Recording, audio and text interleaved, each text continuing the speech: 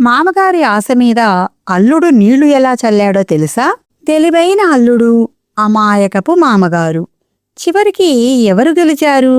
ఎవరు ఎవరికి షాకిచ్చారు? తెలుసుకోవాలనుకుంటున్నారా? మరెందుకు ఆలస్యం, రండి మన కథల తోటకు. వివిఎల్ సావిత్రి గారు రాసిన దశమగ్రహం దసరా కానుక కథను వినిపించడానికి మీ ముందుకు వచ్చేశాను. అంతకంటే ముందు మీకు ఈ కథ నచ్చితే ప్లీజ్ లైక్ అండ్ సబ్స్క్రైబ్. కావు కావుమని అరుస్తున్న కాకిని స్టూలెక్కి మరీ అదిలించాడు పరాంకుశం. ఆ అదిలింపులకు భయపడని కాకి కొంచెం పక్కకి జరిగి యథాప్రకారం అరుపు కొనసాగించింది. అసలే ఖర్చులతో సతమతమవుతున్న పరాంకుశానికి చిర్రెత్తుకొచ్చింది. కాకి అరిస్తే చాలు పరాంకుశానికి బీపీ పెరిగిపోతుంది. చుట్టాలెక్కడొస్తారో, మళ్ళీ ఎంత ఖర్చు అవుతుందో అని విలవిలలాడిపోతాడు. పరాంకుశం ఏడుపుకి తగ్గట్టే 4 ఆడపిల్లలు. వాళ్లంతా 4 కుంపట్లై గుండెబరువు పెరిగిపోతుంటే అష్టకష్టాలు పడి సంబంధాలు వెతికి పెళ్లిళ్ళు చేశాడు. 4వ కూతురు ముద్దుల పట్టి కాంతం పెళ్లి కూడా ఈ మధ్యనే అయిందనిపించి చేతులు దులుపుకున్నాడు. అప్పటి నుండి తన పొదుపు పథకాన్ని పునఃప్రారంభించాడు. వరదలొచ్చినట్లు పెళ్ళైనప్పటి నుండి లెక్కలేనన్ని సార్లొచ్చి ఇక్కడే తిష్ట వేసుకుని కూర్చున్న ఆఖరి అల్లుడి వ్యవహారం పరాంకుశానికి అస్సలు నచ్చట్లేదు. అమ్మాయిని అల్లుడిని తీసుకెళ్లి దిగబెట్టి వారం రోజులు కూడా పూర్తి కాలేదు. అందుకే కాకి అరిస్తే చాలు పక్కలో అణుబాంబు పడినంత ఫీలింగ్. హుష్ హుష్, వెధవ కాకి అరిచి అరిచి ప్రాణాలు తోడేస్తోంది అనుకుంటూ చేతిలో ఉన్న కర్రని పెంకుల మీదకు విసిరాడు. ఆ జోరికి ఎగిరి కాకి శాపనార్థాలు పెడుతున్నట్లుగా అరుచుకుంటూ పరాంకుశం నొన్నటి గుండు మీద రెట్టవేసి మరీ ఎగిరిపోయింది. ఇంతలో పెంకుల మీదకి విసిరేసిన కర్ర దొర్లుకుంటూ వచ్చి నెత్తి మీద ఒక్కటి వడ్డించింది. దీనమ్మ కడుపు మాడ కసిగా తిట్టుకుని వాకిట్లో ఎండబెట్టిన కొబ్బరి ముక్కలకి కాపుగా ఎండలో కుర్చీ వేసుకుని గొడుగు పెట్టుకుని కూర్చున్నాడు. ఎండవేడికి ముక్కలతో సమానంగా ఎండిపోతున్నాడు. వాకిట్లో రిక్షా ఆగిన శబ్దమైంది. పరాంకుశం గుండె ఒక్క క్షణం మొరాయించి మళ్లీ కొట్టుకోనారంభించింది. ఓ పక్క బీపీ పెరిగిపోతుంటే భయంగా గేటు దగ్గర తొంగి చూశాడు. ఆఖరు కూతురు గారాల పట్టి కాంతం అమాంతంగా రిక్షాలోంచి కిందకి దిగింది. టకటకా 2 సూట్ కేసులు దింపింది. పరాంకుశం పై ప్రాణాలు పైనే పోయాయి. ఇద్దరినీ తీసుకెళ్లి దింపి వారం రోజులు కూడా కాలేదు, అప్పుడే తయారయ్యారు. నాన్నా బాగున్నావా? చిల్లర్లేదు, ఓ 20 ఉంటే రిక్షావాడికి ఇవ్వు అంటూ తొలి వాలుడు అస్త్రాన్ని సంధించింది కూతురు. ఆ దెబ్బకి చిన్న చిన్న ప్రకంపనలు మొదలయ్యాయి పరాంకుశంలో. 4 అంగల్లో ఇంట్లోకి దూకి ఏమేవ్ అమ్మాయి వచ్చింది అని వార్నింగ్ ఇచ్చి డబ్బుల కోసం గదిలోకి పరిగెట్టాడు. నూతిలో నీళ్లు తోడుతున్న సుభద్ర గాభరాగా చేద నూతిలోనే జారవిడిచి పరుగున ఇంట్లో దూరి బీరువా తాళాలు బిగించి బొడ్లో దోపుకొని చెంబెడు మంచినీళ్లు గటగటా తాగేసి గుమ్మంలో చతికిలబడింది. ఎలా ఉన్నావమ్మా అంటూ తల్లిని చేరింది కాంతం. వారం రోజులకే ఎలా ఉన్నావంటావేంటే చోద్యం పాడుగాను ముఖం చిట్లించింది సుభద్రమ్మ. ఒక్కర్తివే వచ్చావా అమ్మా? ఆశగా ఆత్రంగా అడిగాడు పరాంకుశం. లేదు నాన్న, ఆయన వెనకాలే నడిచొస్తున్నారు. మాటల్లోనే గుమ్మంలోకి అడుగుపెట్టాడు పెద్దిరాజు. బాగున్నారా మామగారు? చిక్కినట్లున్నారు? కుశల ప్రశ్నలు గుప్పించాడు. కడుపు రగిలిపోతున్నా పైకి మాత్రం ఆ అంటూ ముక్తసరిగా సమాధానమిచ్చాడు పరాంకుశం. కూతురు అర్ధాంతరంగా రావడం పరాంకుశానికి నచ్చలేదు. సుభద్రమ్మ వడ్డించిన భోజనాన్ని ఆవురావురుమంటూ తింటున్న పెద్దిరాజును చూస్తే పరాంకుశం కోపం నషాళానికి అంటుకుంది. పొద్దున్నే తన చేత్తో కొత్త బియ్యం బస్తా విప్పాడు. అప్పుడే అల్లుడు తయారు. మధ్యాహ్నం కాఫీ పెడుతున్న సుభద్రమ్మని పక్కకు పిలిచి అడిగాడు పరాంకుశం. ఎందుకొచ్చారట? ఏమోనంటూ పెదవి విరిచింది సుభద్రమ్మ.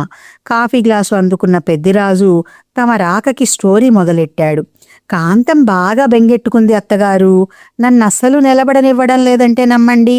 నాన్న అంటూ రాత్రులు నిద్రపోయేదే కాదు. అందుకే సెలవులు లేకపోయినా అధాట్టున పరిగెత్తుకొచ్చాను అని చిన్న ఇంటర్వెల్ ఇచ్చాడు.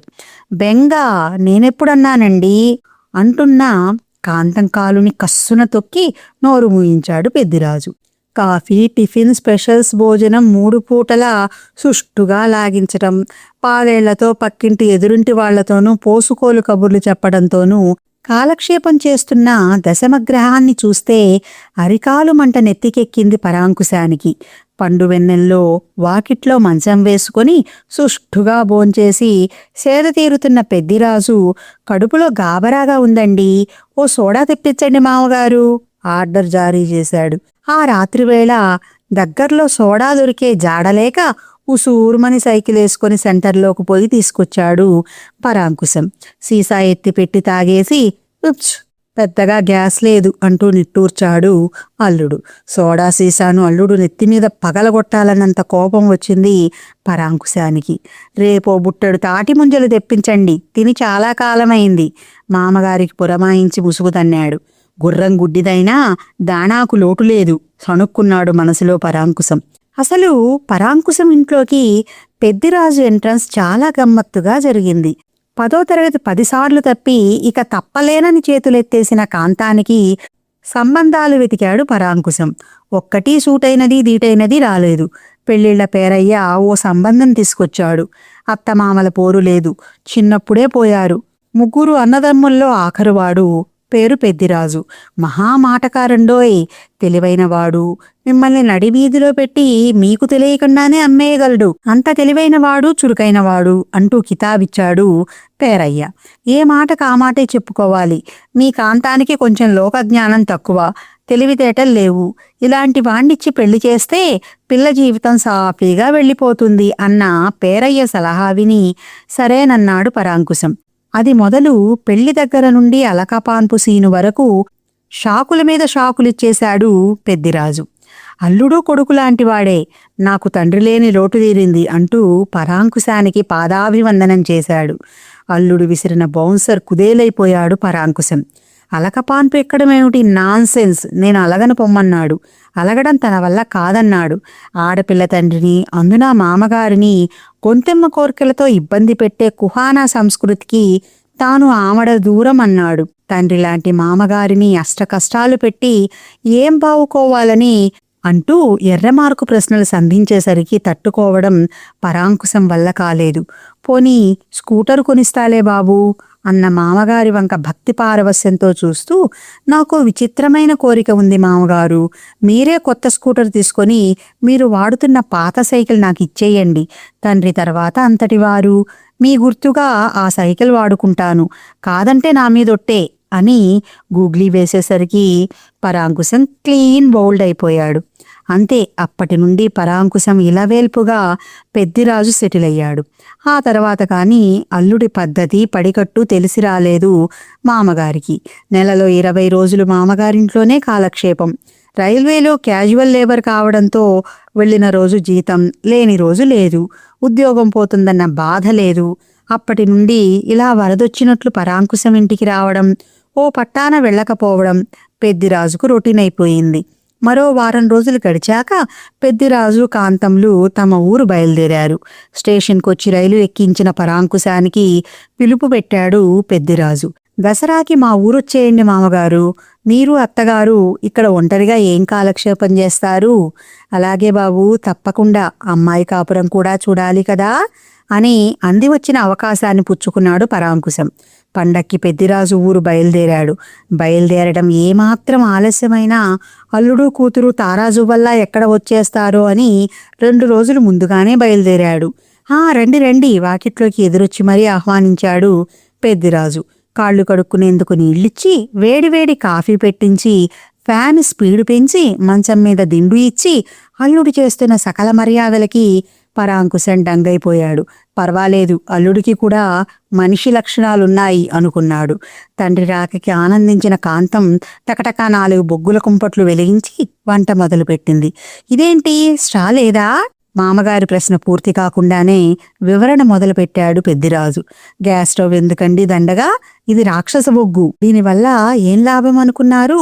జస్ట్ స్టేషన్లో పని వాళ్ళకి చెబితే చాలు, బొగ్గు తెచ్చి ఇంట్లో పడేస్తారు. నీళ్లు కాచుకునేందుకు, వంటకు, ఇస్త్రీకి, చలి కాచుకునేందుకు, ఇలా నిత్యావసరాలన్నింటికీ మేం బొగ్గే వాడతాం. కిరాణా సరుకుల వాడికి మొన్న 2 బస్తాల బొగ్గు వేయించాను, అంతే, ఇంట్లో సరుకులు అమిరిపోయాయి అంటూ ఒక్క తిప్పుకోకుండా అల్లుడు చెప్పుకుపోతుంటే పొదుపంటే పడిచచ్చే పరాంకుశం మదిలో రాసుల వర్షం కురిసినట్లయింది. ఏజెన్సీలో ఉద్యోగం చేస్తే ఇదే లాభం. ఏమైనా సరే వచ్చేది వర్షాకాలం. అల్లుడి దగ్గర నుండి ఓ 4 బస్తాల బొగ్గు కొట్టేయాలి అని నిశ్చలంగా అనుకున్నాడు. సాయంత్రం కాగానే అలా ఊరు చూపిస్తా నడవండి మామగారు అంటూ లేవదీశాడు పెద్దిరాజు. పల్లెటూరు చూసేదేముంటుంది అల్లుడు? పెదవి విరిచాడు పరాంకుశం. పోనీ టీవీ చూస్తారా? పక్క గదిలోనే మల్టీ ఛానల్ కలర్ టీవీ ఉన్నంత టీవీగా అల్లుడు ఆహ్వానించేసరికి పరాంకుశానికి చూడాలన్న కుతూహలం కలిగింది. లేవండి, బట్టలేసుకోండి, 2 నిమిషాల్లో టీవీ ముందుంచుతాను అనడంతో ఇద్దరూ బయలుదేరారు. తన డ్యూటీ విశేషాలు, నైట్ డ్యూటీల గురించి ఏకబిగిన చెప్తూ తుప్పల్లోంచి డొంకల్లోంచి తీసుకుపోతున్నాడు పెద్దిరాజు. పరాంకుశానికి ఆయాసం తన్నుకొచ్చింది. మీ ఫ్రెండ్ ఇంటికి అల్లుడు? నీరసంగా అడిగాడు. జస్ట్ 2 నిమిషాలు ఓపిక పట్టండి, కలర్ టీవీ మీ ఇష్టం వచ్చినంతసేపు చూడొచ్చు అంటూ సాగిపోతున్నాడు పెద్దిరాజు. ఓ అరగంట నడిపించాక, ఇదిగో వచ్చేసాం, అదిగో కలర్ టీవీ, మీ ఇష్టం వచ్చినంతసేపు చూడండి అంటూ అడ్డదారిన రైల్వే ప్లాట్ఫామ్ పైకి చేరుకొని అక్కడ వేలాడుతున్న టీవీని చూపించాడు. పరాంకుశానికి మతి పోయిందంటే నమ్మండి. తానే పొదుపంటే తనను మించిన పొదుపు పాటిస్తున్న అల్లుడు చేసిన మర్యాదకి నోట మాట రాలేదు పరాంకుశానికి. నేను మీ కాంతం టీవీ చూడాలనిపించినప్పుడల్లా ఇక్కడికే వస్తామండి. రూపాయి ఖర్చు లేని పని, సాయంత్రం సరదాగా నడిచినట్లు ఉంటుంది, ఏదో ఒక బొమ్మ చూసినట్లు ఉంటుంది అంటూ పరవశంగా చెప్పుకుపోతున్నాడు పెద్దిరాజు. ప్లాట్ఫామ్ పైనున్న ఒక పార్సిల్ బుకింగ్ ఆఫీస్లోంచి ఒక చెక్క స్టూల్ తీసుకొచ్చి ఒక స్తంభం వారగా వేసి మామగారిని కూర్చోమన్నాడు. స్టేషన్లో కనిపించిన 2-3 కొలీగ్స్ని పలకరించి రైలు ప్రమాదాలు ఎందుకు జరుగుతాయనే అంశం మీద అనర్ఘళంగా ఉపన్యసించాడు పెద్దిరాజు. ఆయాసం అనిపించాక వారికి గుడ్ బై కొట్టి, నడవండి మామగారు, చీకటి పడింది అంటూ బయలుదేరాడు. పరాంకుశానికి అల్లుడి మెంటాలిటీ అస్సలు అర్థమై చావడం లేదు. దారిలో తన కొలిగ్ ఎదురు పడితే పరిచయం చేశాడు. మా మామగారు, నేను 2 రోజులు సెలవు పెడుతున్నా, ఈ 2 రోజులు డే అండ్ నైట్ నువ్వే కంటిన్యూ అయిపో. 4-3 అప్ ట్రైన్ పర్లాకిమిడి దగ్గర ఆపేశారు.